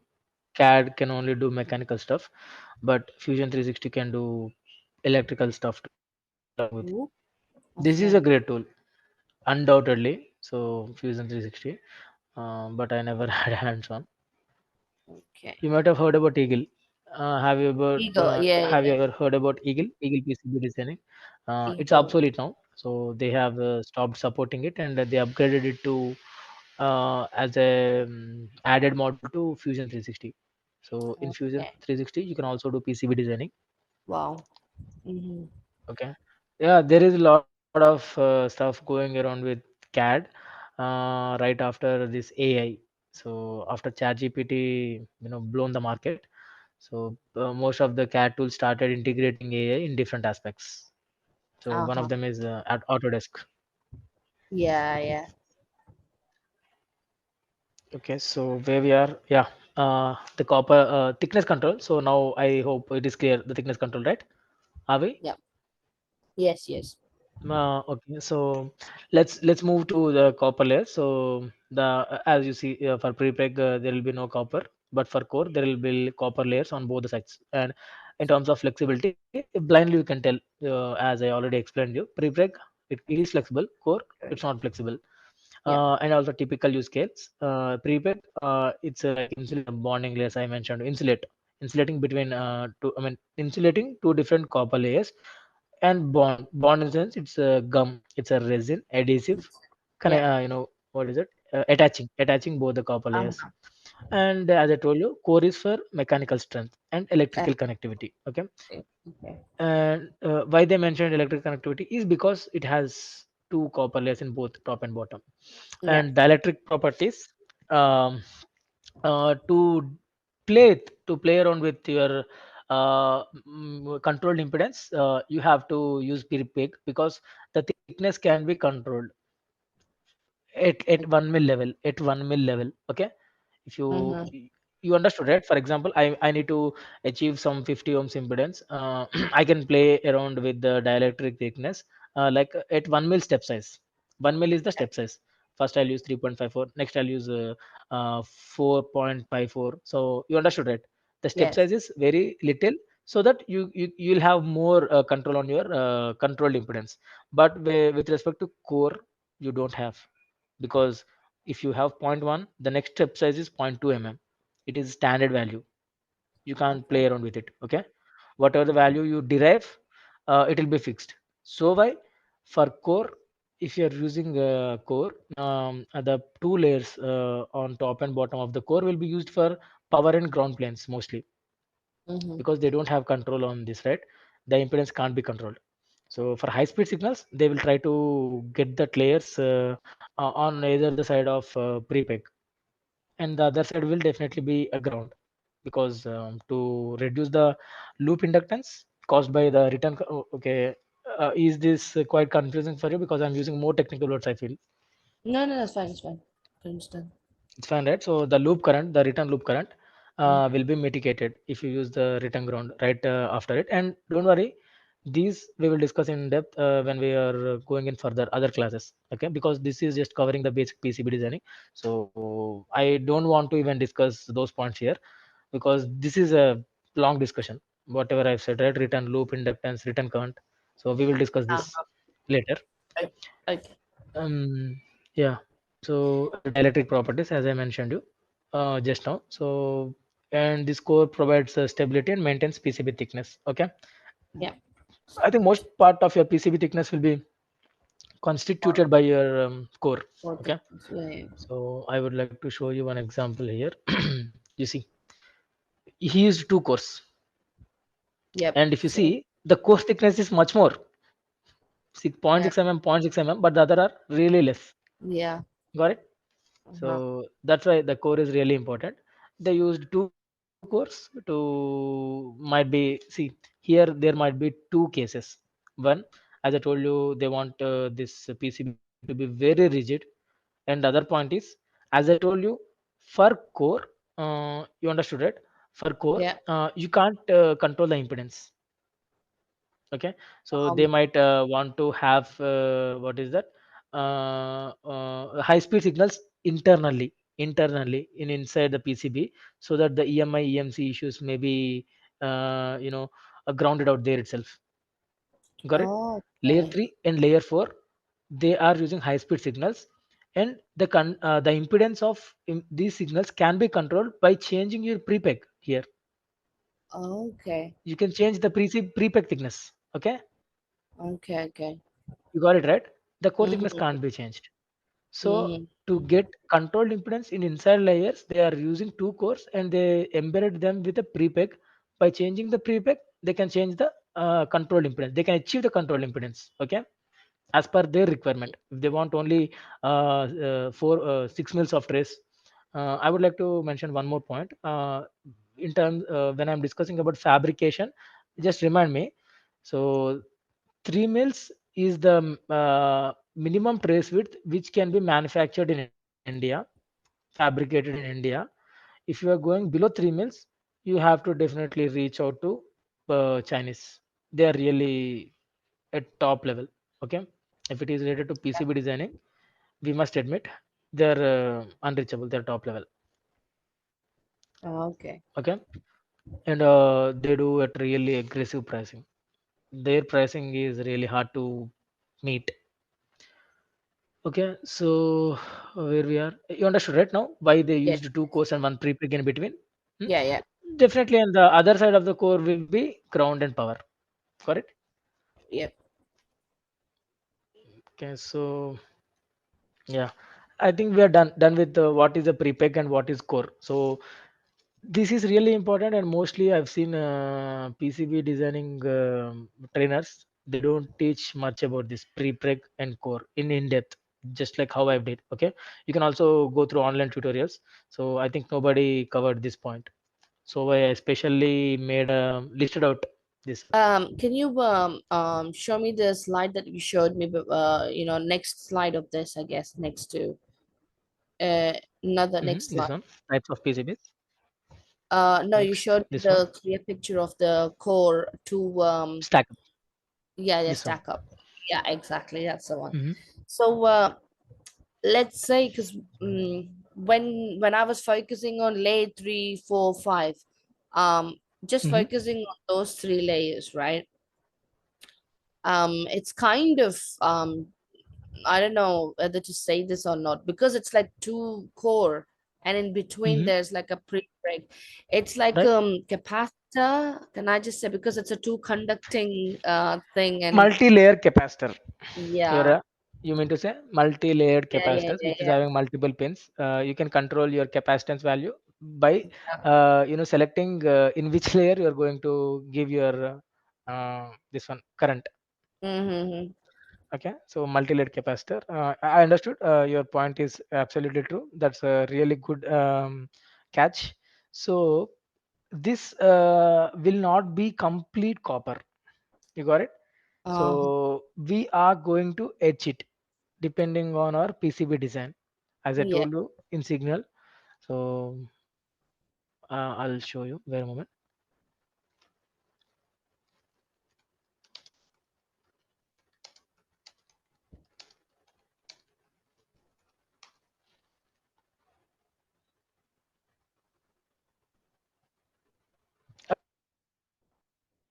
You understood. See, you saw this, right? This is not complete copper. You've seen some traces being routed. There are two vias.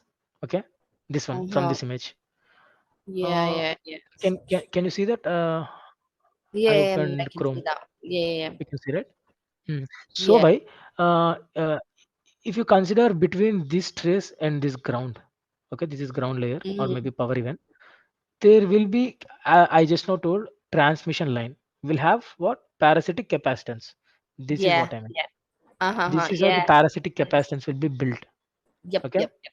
and that will affect the speed of this trace. Okay, the frequency, if the frequency is more, the parasitic capacitance will be more, and it More. will not allow, it will not see Yeah. what is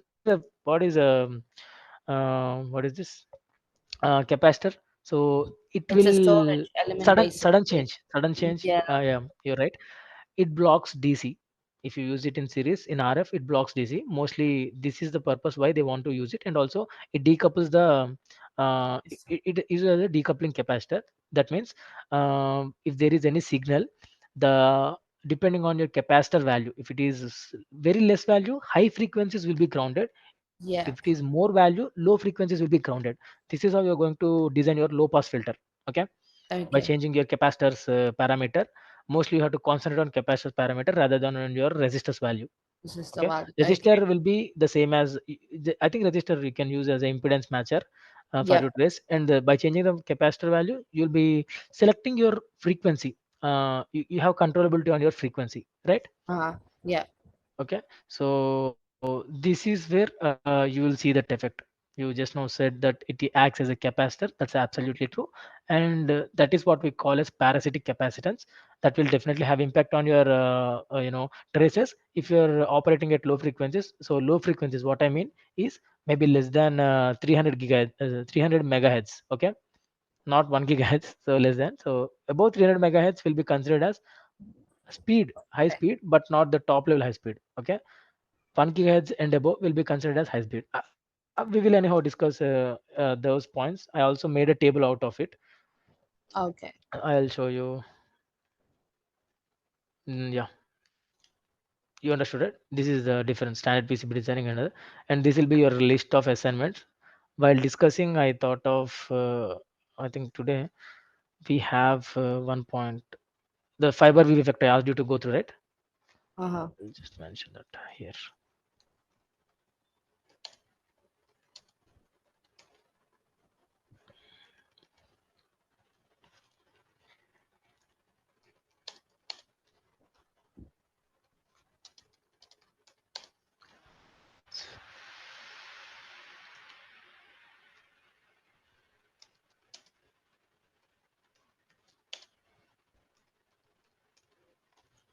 Okay, so yeah, let's go back.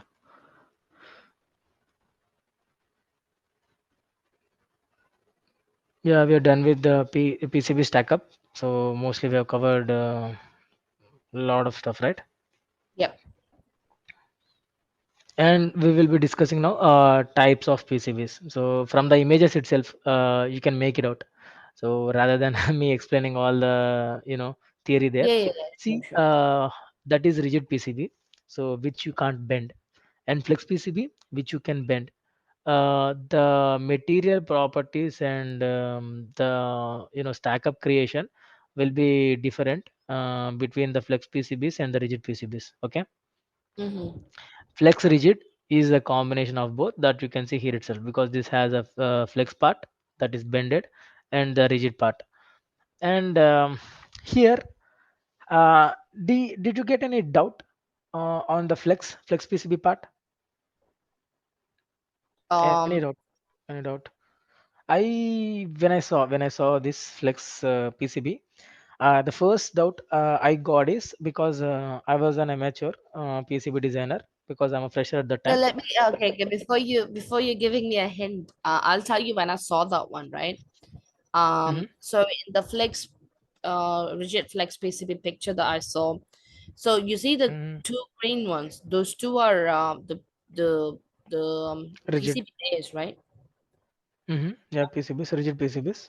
Yeah. So you know the let's say the connections, in our computers, the motherboard. When we open the motherboard, we have like Mm-hmm, a massive ribbon that connects the interconnection. You see, from one like mm-hmm. One rigid PCB to other rigid PCB. yeah, Mm-hmm, it basically exactly looks like that, and I think that's the one that's very flexible. That's a transmission. It acts like a path basically from one layer mm-hmm. to another layer. So that's what I'm thinking, and you don't see any some sort of the one that we discussed. You won't see fiber wave effect, I guess. You won't get it, I Mm, guess. I'm not sure yeah, I because got it, but yeah, there will be definitely fiber effect, what in and that also uh-huh. Okay. there will be, but the thing is, the material will be a little different that we use here, and that will mitigate that effect. So you don't have much Oh yeah. fiber wave effect on this part. And Yeah, yeah. the flex PCBs, we cannot use for really high frequencies, really high in the sense RF level. So I can assure you with 100% confidence that no critical RF design will be using any flex PCB with 100% sure, because that can't meet the requirements. Okay, the flex PCB material properties and the flex PCB stack up and the whole stuff around it can't meet the requirements. So by in RF, not even just flex, even in rigid they don't use multi layers at all. If it is operating at really like 20 gigahertz and 10 gigahertz, so they don't prefer using multiple layers, because that will cause issue, and also that will be costly, because the dielectric material itself is costly. The Rogers really costly. Mectron, Teflon, they are too costly. Isola even. I think comparatively out of these four, Isola will be the cheapest. Okay. Hello. Yeah, Okay, yeah. so yeah, coming back to my point. So when I have gone through this flex PCB, the first doubt I had is, why don't the copper breaks? Right? Uh-huh. See, there is a copper inside this, isn't it? Mm-hmm. So you are bending it. So why isn't it breaking? So this is the doubt I had.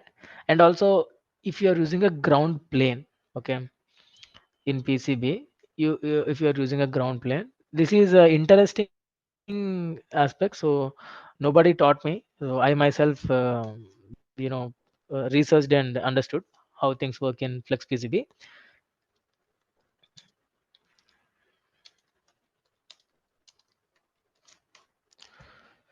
If you see, for example, you consider which PCB? Yeah, this PCB.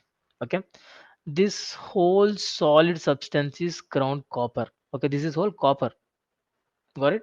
Okay. This is copper, Okay. and if you want to have such kind of copper in your flex PCB, definitely this will break, right? Because you are flexing it. Okay, Yeah. maybe in time, maybe not right now, in time. So there is one concept called,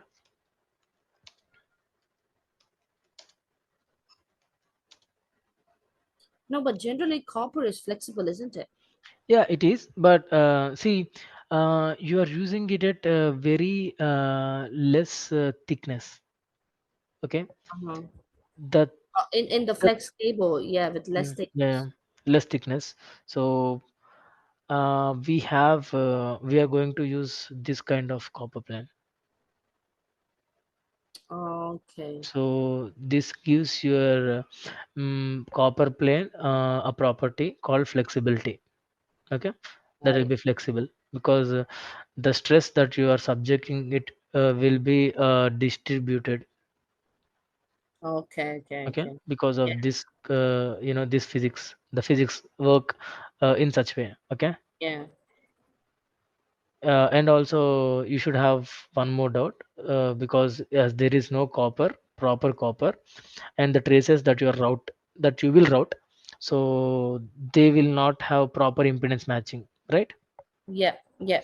So why the gaps between these two will be properly selected. I mean, like, we have to do some math when you work on these things. It's like, a good learning, so there will be a lot.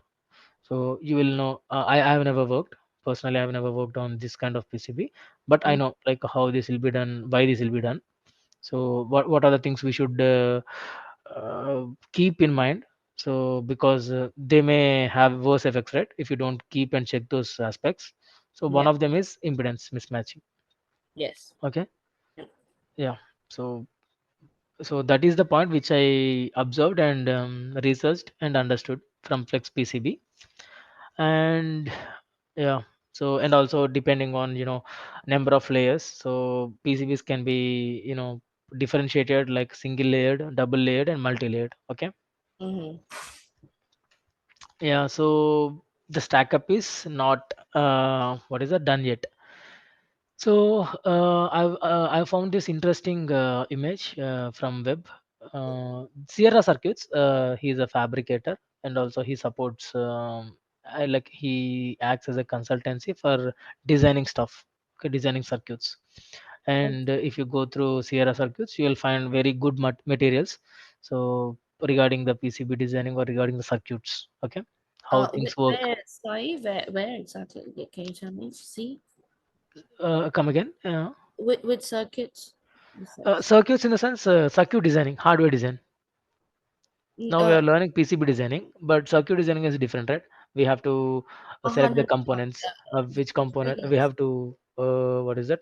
Proof of concept. We have to prove it by selecting few components and make them work. You got it, right?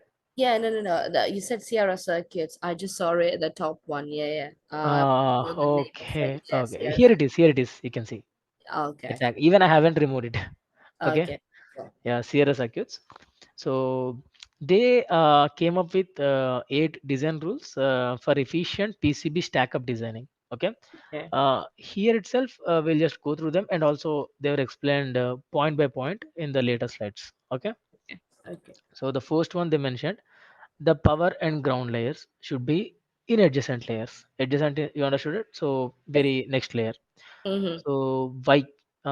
This will help, like, couple power planes with ground planes for low inductance distribution. This is what I mean to say. Yeah. So if there is some current flowing through it, as per Lenz law, so there will be magnetic field around it. So Yeah. if there is magnetic field, that means it is some inductance, Acceptance. parasitic inductance, and that will be absorbed into ground if you have a return path very next to it. Yeah. So if there is a circuit, if there is current, then there should always be a ground. Ground Ground. is nothing but, see, we are going from our home to school. I mean, just assume I'm just giving, some Mm. very bad example maybe. So No, it's you're okay. going from your home to school, but definitely you have to come back from school to your home, right? Mm-hmm. Similarly, to power all your circuits, due to that voltage difference, I mean the potential difference, the Mm-hmm. current is rushing in, and current should definitely return back, right? Yeah. The flow of electrons will not stop somewhere, Yeah. so they Basically, have to from come higher back even. potential to low potential. Exactly. So So that's why it's, yeah. yeah, so Nice. this, even what is this, the inductance, that magnetic field, will also be absorbed by the ground, because this is returning. Okay, Yeah. this is coming and this is returning. So there might be some bad students, though they want to bunk the classes and go to home. Okay, so these are such kind of people. So what is it, magnetic field? So if you leave them, they will create a lot of mess. So this is what causes your EMI, electromagnetic interference. So if you ground them properly, then things will work good. That means your PCB is made meeting EMC, electromagnetic compatibility. Okay. Okay. Yeah. So yeah, even this is one more huge topic we'll discuss later. So this is the first point, and second point is balance your stack up to reduce the risk of warp, page, wrap, and deformation. This is one more assignment that I'm giving to you. Okay. Okay. So what did they mention? Deformation, right? Warp Yeah. and Deformation. deformation. Okay. Wow. You can make a note of it. I am going to make it here. I think it's better to make a note in the assignment because I'm writing it down in the book anyways. Yeah, yeah, yeah. Think it. This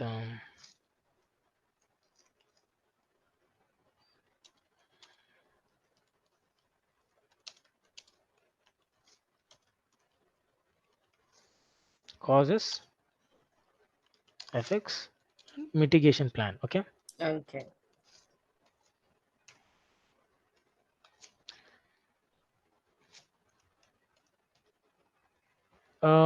I will give you one more question regarding this.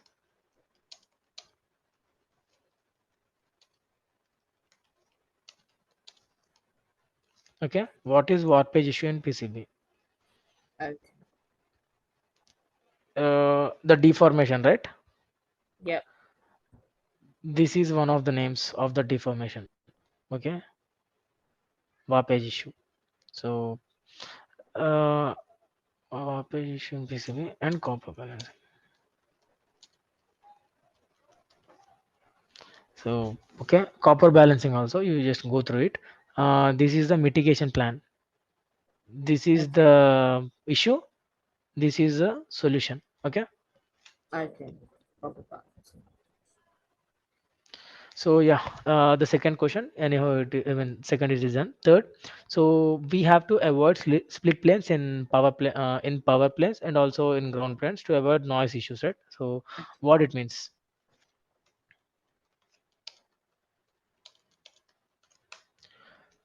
Uh, where it is? I want to. Oh yeah, this is good example. See, reference plane. Reference plane means ground. Always consider if somebody says the reference plane, that means they are referring to ground mostly. Very few times they refer to power. Okay, but Okay. always remember reference plane is 99% ground.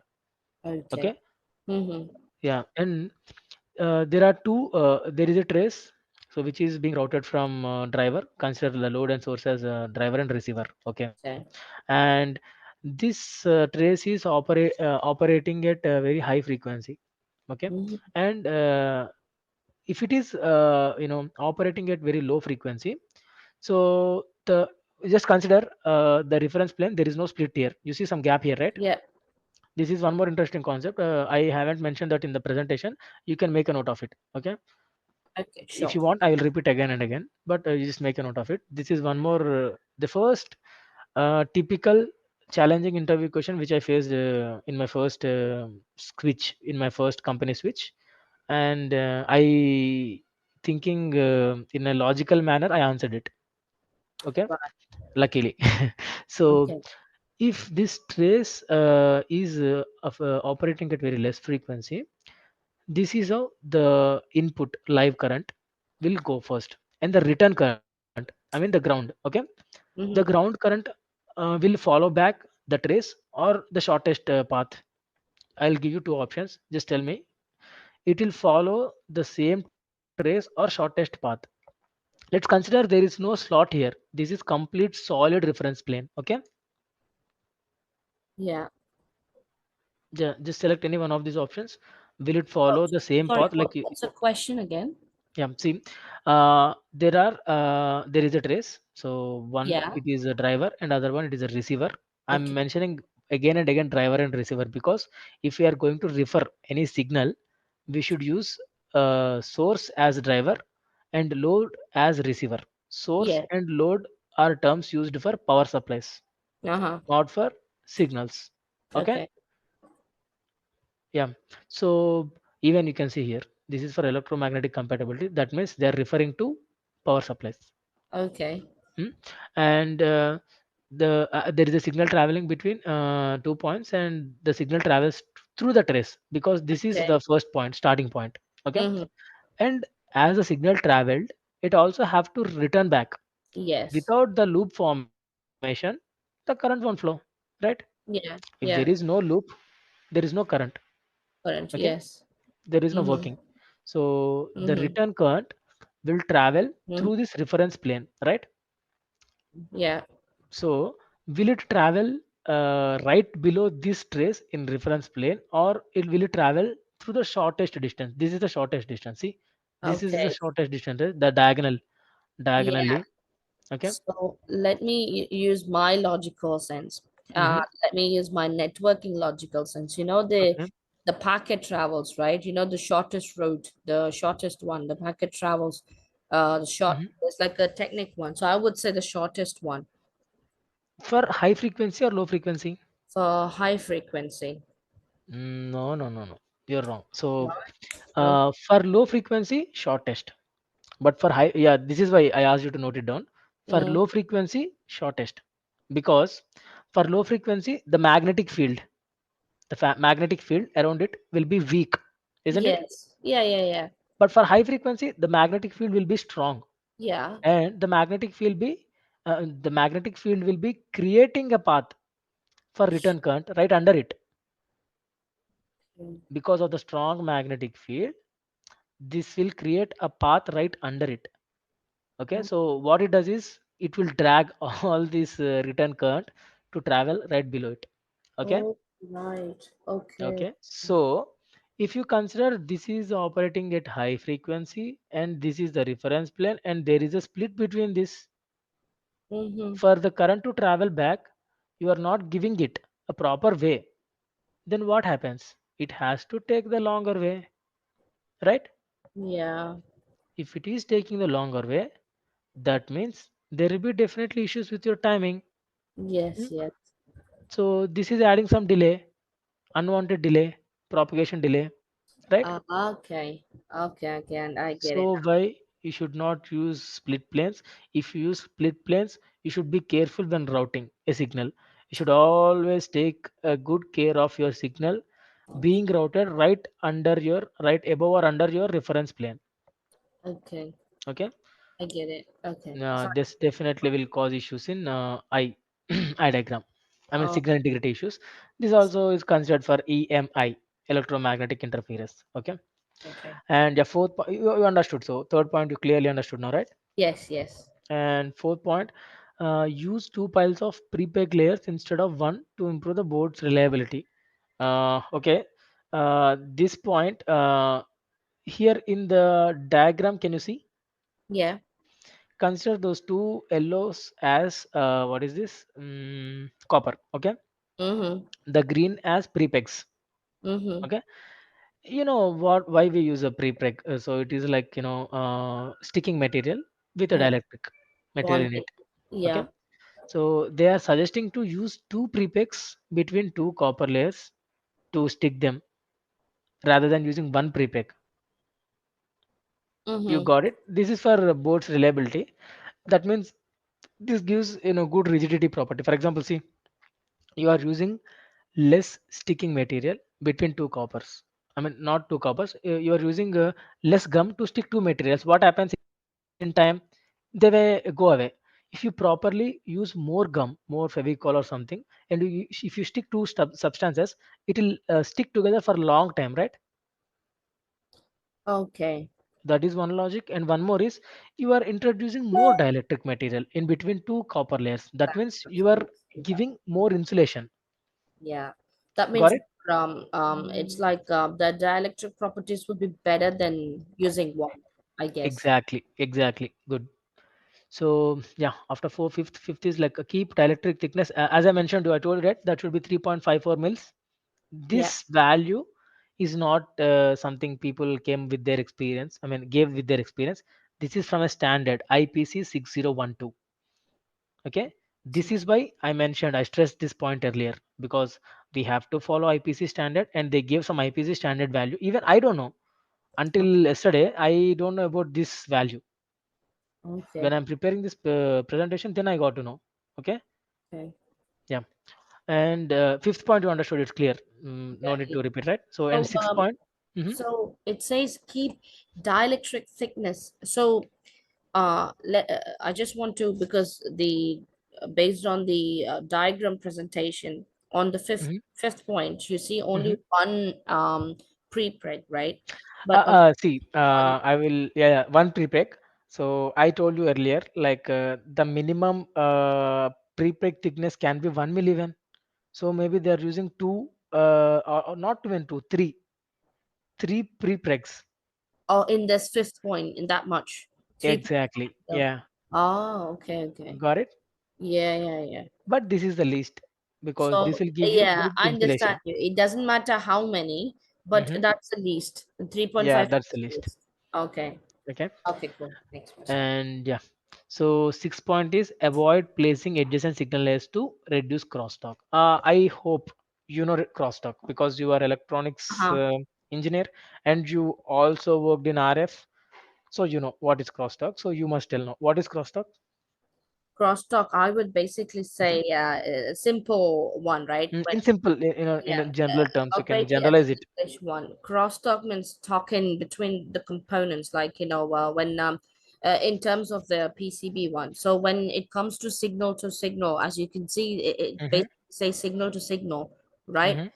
So that means it's like interfering with Very good. one signal with That's another. true. So that means they're cross talking it, which they shouldn't be doing it, but they're Mm-hmm. doing it. So that basically causes interference, right? Yeah, you're absolutely right. That's true. So crosstalk is nothing but, as I told you like earlier, in signal integrity terms, like I mean, if it is a signal, we will be referring source as driver and destination as receiver, right? Yeah, yeah. Similarly, in crosstalk, there will be two traces, two signals for sure. Okay, Mm, one will be operated at high frequency and other will be operated at low frequency. So this high frequency operating trace will have effect on the low frequency operating trace, right? So there is name here.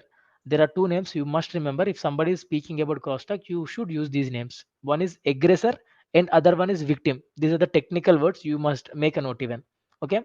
okay. So if somebody is speaking about a crosstalk, you shouldn't say that is a trace, operating at high frequency, which will have effect on the low frequency trace. You should say aggressor will have effect on the victim.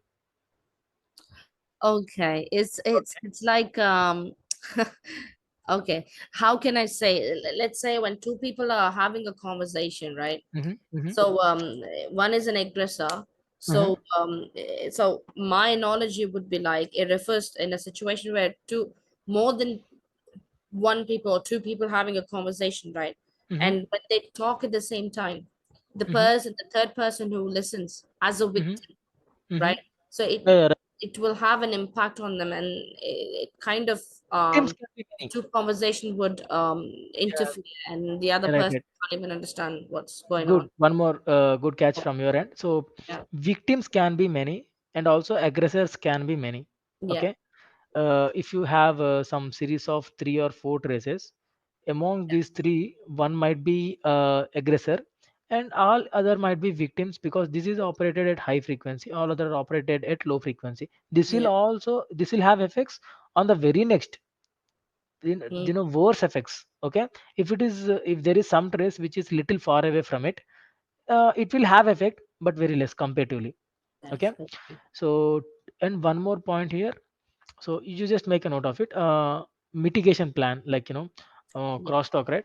it different. Crosstalk causes effects and mitigation plan. So mitigation plan is you have to maintain what comes to your mind if you want to reduce a crosstalk. What comes to your mind? Um, the ground plane, No, the no, no, no. width of Crosstalk is being caused because it is close by. If it is far away, if your that means magnetic field's range is very less, then yeah, yeah. maybe So that if means you you increase the distance between those exactly, you're or right. Good, good, between the signal. very Oh, good. uh, So definitely. I think I should also add a few more points in this. Write down this point. This I'm not listing down for crosstalk. You can list it down and you prepare for that. But I will be covering it in the next slide. So I'm not adding a question here in the assignment. But make a note of this one.